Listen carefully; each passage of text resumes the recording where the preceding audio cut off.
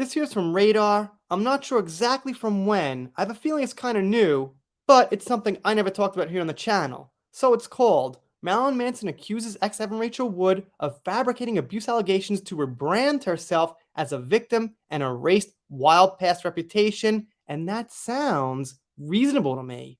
In her teens and early 20s, she was a little crazy, doing music videos, going out, partying, things like that.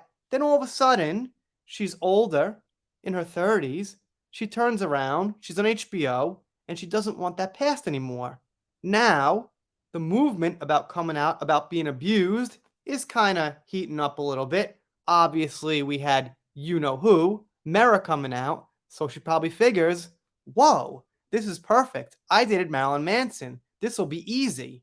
And then we have what we got now with the accusers and the alleged hoax. Let's see what we got. Marilyn Manson accuses ex-girlfriend Evan Rachel Wood of fabricating abuse allegations in an attempt to wipe away her wild past and embarrassment for having dated him, Radar Online has learned. Manson dropped the bombshell as he provided the court with an update on his lawsuit against Wood.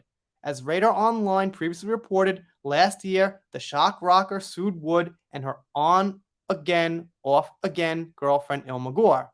In his suit, Manson accused Wood and Gore of concocting a scheme to take him down personally and professionally. He said Wood falsely accused him of abuse during their relationship that lasted from 2007 to 2010. 2007 is around 15 years ago or something. That's a long time. He said Wood and Gore attempted to convince his other exes to bring forth similar allegations. Well, it says accusations, but yeah, that too. It just makes sense to me. I'm a broken record with this, but I don't think it takes that long to come out for abuse. It could take a long time. It could take years. I understand. But the timing of when it came out is definitely suspicious. And you might know this, you might not. People do go through changes. Life forces you to change. I know it's an old stigma. Some people think people change, some people think people can't change, but the fact is some people do change. And I don't mean your character. I think I'm who I always was, but circumstance, marriage, kids, getting older, forced some change out of me. And that's probably what happened here with Evan Rachel Wood. And it would make sense that she would accuse him to become a new character.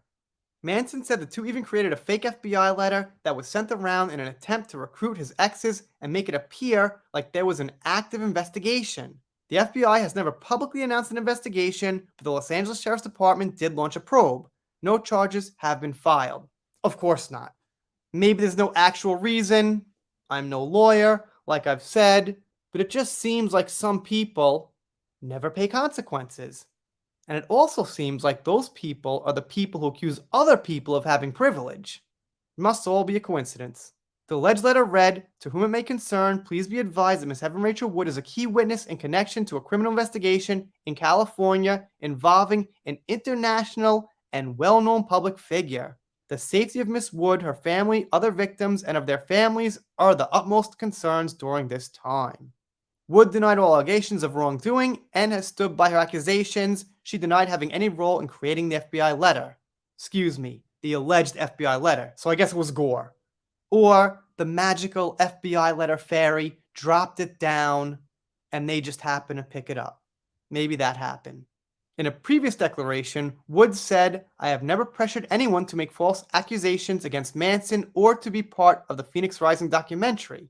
The statements I have made about the abuse inflicted by Manson are true. I have no reason to doubt the accusations made against Manson by other survivors." So let me get this straight. They volunteered for Phoenix Rising? To some extent, she must have asked them to be in it. She was making it with her HBO friend. They might not have had to force them or pull teeth to get those women in it, but by simply inviting them is enough for me. She doesn't have to spell it out, what she's trying to do. Now, in his new filing, Manson attacked Wood and questioned her motives. He claimed that during their relationship, Wood soaked up all the spirited rock and roll lifestyle that came with being his girlfriend. Which probably makes sense too, because let's just say he wasn't exactly a tame person back then. He did a lot of crazy stuff on stage, and I can imagine backstage, some things got crazy too. And if she was with him for 3 years, you gotta figure she enjoyed some of it, at least went along with it. His lawyer argued Wood was craving danger and excitement, and as she would explain later, being with Manson put my creativity into overdrive.